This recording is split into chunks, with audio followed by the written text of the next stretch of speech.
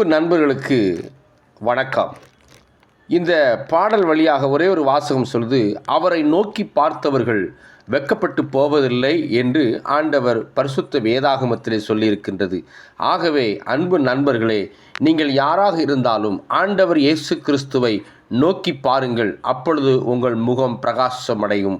ஆகவே இந்த பாடல் என்ன சொல்கிறதுனா, உமது முகம் நோக்கி பார்த்தவர்கள் வெட்கப்பட்டு போவதில்லை, உமது திருநாமம் அறிந்தவர்கள் கைவிடப்படுவதில்லை, உமது முகம் நோக்கி பார்த்தவர்கள் வெட்கப்பட்டு போவதில்லை, உமது திருநாமம் அறிந்தவர்கள் கைவிடப்படுவதில்லை.